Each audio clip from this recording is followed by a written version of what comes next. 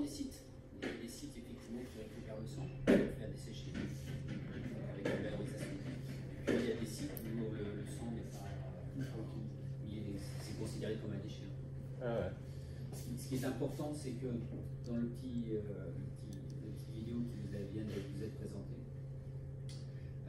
l'éleveur, lui, il est payé sur la carcasse en tant que telle, c'est-à-dire sans la tête, mais en présence, donc on va enlever les membres antérieurs, c'est-à-dire tout ce qui est boulé jusqu'au sabot pour les 4 membres, donc sans la tête, et par contre en présence de la queue, des hampes, on vous présentera tout à l'heure ce que c'est des hampes, et de l'onglet. C'est ce qu'on nous. Alors il y a un poids net, il y a un poids brut chaud, mais on va retirer de ce poids brut chaud tout ce qui concerne l'écart, c'est-à-dire le poids des crochets, les élingues qui peuvent être mises pour contenir la carcasse en tant que telle. Et ça nous donne le poids brut chaud. Mais l'éleveur, lui, il est payé sur le poids net froid. Donc, poids net froid, c'est-à-dire que du poids brut chaud, on a retiré un pourcentage, ce qu'on appelle le taux de récupération de 2%. Et c'est l'éleveur qui est payé sur 98% du poids de l'animal en poids brut chaud. Pourquoi? C'est parce que les éleveurs ne paient pas les frais d'abattage. Les frais d'abattage, dans les accords interprofessionnels et réglementaires d'ailleurs qui se sont mis en œuvre, tout ce qui concerne les frais d'abattage sont supportés par l'abatteur en tant que tel. Et lui, l'abatteur se rémunère sur le 5e quartier, c'est-à-dire sur la partie de la peau, plus les abats blancs et les abats rouges. Sur les coproduits. Et là aujourd'hui, c'est un peu compliqué, puisqu'effectivement, on a une valorisation de la valeur de la peau en faute. Il y a des cours mondiaux, Oui. par exemple du cuir. Oui. Les abats, en fonction des saisons, sont plus ou moins chers. Voilà, en général. Et du coup, en plus, on a dit, globalement, la consommation d'abats n'est pas en hausse dans les nouvelles générations.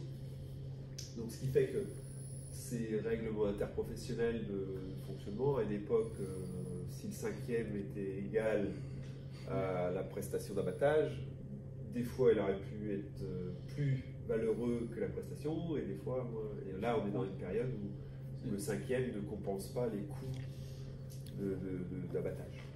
Pourquoi le 5e? Ça représentait un 5e? Alors, 5e du quartier, oui, je pense qu'on dit 5e. Ouais. C'est-à-dire que effectivement, ça représente à peu près 20% de la part. D'accord. Ah, d'accord. Dans notre filière, les coproduits aujourd'hui sont plutôt survalorisés. Ouais. Que je connaissais bien par rapport à la cosmétique, etc. Ils arrivent, le cuir, le sumo, maintenant ils utilisent aussi la peau. Et là, c'est plutôt ceux qui gèrent les coproduits et les sous. Et là, on est en train de. Souvent, ceux qui passent vers nous, parce qu'aussi, par exemple, le gras de bœuf, la gélatine, est utilisé pour la cosmétique, des choses comme ça. Et là, on a des clients qui viennent surtout de leur vie que par la base initiale du produit. Après, c'est tout notre boulot, il n'y a pas de petites économies. Nous, on travaille énormément sur la segmentation aussi de notre 5e quartier, où les cuirs aujourd'hui, en gros, depuis que Trump est au pouvoir, entre les accords commerciaux sur la Chine et les États-Unis, ça a foutu en l'air toute la filière cuir européenne. En gros, vous voyez un peu les impacts, parce que l'industrie automobile, c'est ce qui tire le cuir à la base, la chaussure, en fait, tout imagine. Et du coup, nous on travaille par exemple sur un cuir label rouge demain. Comment on pourrait peut-être attirer des Vuitton, des Hermès en segmentant sur des choses comme ça. Donc, et notamment, on a des études qui montrent que quand l'animal se porte bien et est bien nourri avec des segments des cahiers des charges précis, on a un cuir qui est bien de qualité supérieure, etc. Voilà. Ah oui, vous êtes en train de valoriser aussi toute la bête. Il n'y a rien qui se perd au niveau des. Il n'y a rien qui se perd. Oui. À part ça.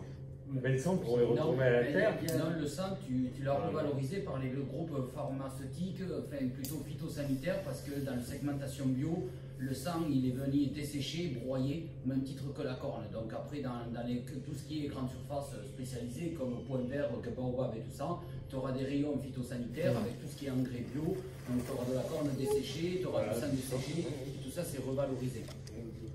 Pour le bio. Pour le bio, on va s'adresser à des entreprises spécialisées de ça. Nous, les licences, en fait, toutes les licences d'abattoirs sont vendues, l'entreprise comme Saria, etc., qui, eux, sont les spécialistes de la redistribution, voire de la retransformation de ces fameuses matières premières. Quoi. Et le cuir fait partie des abats blancs. Non. C'est le cuir, c'est un abat, c'est le point d'abat. Effectivement, c'est un sous-produit. Sous-produit, d'accord. Enfin, sous-produit. Oui, enfin, un sous-produit. Ouais. Ça enveloppe les abats. Ouais. Voilà, mais à titre de grande notion, pour vous dire la crise qu'on vit dans le cuir, on le vendait 65 € il y a 2 ans, et aujourd'hui il est provisionné à 20 €. Wow. Pourquoi? Donc, vous faites 400 vaches divisé par delta de 40 € par semaine multiplié par 52 semaines. À titre d'exemple, l'année dernière, ça coûtait au groupe Bigard en France 40 millions d'euros. La crise du cuir.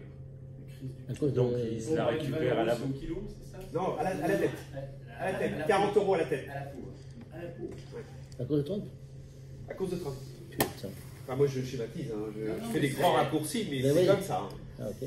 Donc il récupère sur le prix de la revente. 40 000. Obligé. Soit nous, si on perd à un moment ou un autre, on veut être solvable, on veut payer nos éleveurs. Bah oui. Donc, et puis on veut être dans le marché aussi, qui est l'offre et la demande de la viande. Donc à un moment ou à un autre, c'est de dire, ben, nous aujourd'hui, demain, on avait besoin de peut-être 80 centimes d'euros pour vivre, et ben, demain c'est peut-être 1 euro, c'est peut-être 90, c'est peut-être 82, et on est sans arrêt dans des mutations de coûts qui sont sans arrêt. Donc on a des curseurs, en gros, on nous a dit, on fait 70 millions, l'échelle ici, 70 millions de chiffre d'affaires. Quand on a gagné 1% de résultat net du chiffre d'affaires, on est content. Une décision comme Trump. Non, Non, il faut aussi. le métier des abattoirs, c'est un métier de centimètre. Un métier de Centimètre. Centimètre. C'est pour ça que vous allez voir. D'où le maquignon. Non, non, c'est pas du Non, mais- maquillage, c'est Oui, juste Non mais l'optimisation. le travail. C'est l'optimisation. Ouais, ouais. Christophe, 1% des satisfaits. Exact. Eh ben, Alors, c'est pas pour ça qu'on ne va pas. Hein. Non, non, je fais bien. 1% de 100 millions, ça fait 1 million, donc c'est pas non plus. Mais Il faut être vigilant constamment. quand on brasse 12 000 tonnes, on se dit que voilà, tous les centimes sur chaque morceau, sur chaque sous-produit, etc., est important. Ne pas négligeable. Voilà, donc on va prendre un exemple, mais nous on a travaillé sur un chauffeur aujourd'hui, on a des chauffeurs qui font 28 au centre, puis d'autres qui font 24. Donc il faut travailler sur comment on fait celui pour aller à 24 et améliorer tout le temps, etc. Mais c'est ce qui est passionnant. Mais l'éleveur a le même problème. il y a quelqu'un qui s'occupe que de ça. Ouais. Ok. On a spécialisé chaque.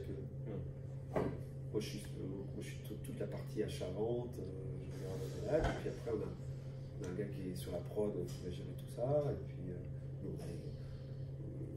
a l'expérience de ça, ça ne fait pas peur. Hein. Non, non. Quand on parle comme ça, c'est vrai que si on était chez Sanofi ou tout ça, on se dirait voilà, il y a rigolo de kermesse, mais il n'y a pas de saut métier. Tout en respectant, je vais le dire à la place, pas de souci, mais tout en respectant l'être humain. C'est-à-dire qu'effectivement, on est dans des métiers qui sont assez difficiles, parce que c'est un peu du froid, c'est un peu du bruit, mais de plus en plus, vous avez des mesures qui sont prises justement pour rapport au TMS, en trouble musculaire squelettique, et aussi sur la protection des personnes. Donc ce sont des métiers qui ont une fausse presse à l'extérieur, parce que naturellement, ces métiers-là sont réalisés dans des bâtiments. Mais globalement, de plus en plus, c'est quand même des métiers sur lesquels on prend de plus en plus soin de la personne. Parce que la force vive des entreprises comme celle-ci, c'est quand même l'être humain. Ouais. Ça mérite aussi d'être vu de cette façon.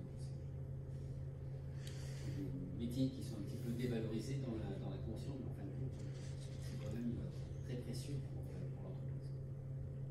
Oui, d'ailleurs, du coup, si on s'aventurait à faire du management par contrôle de gestion, on ne marcherait plus. Ce que je vous propose, c'est peut-être que, à moins que vous ayez des questions, c'est peut-être que on va en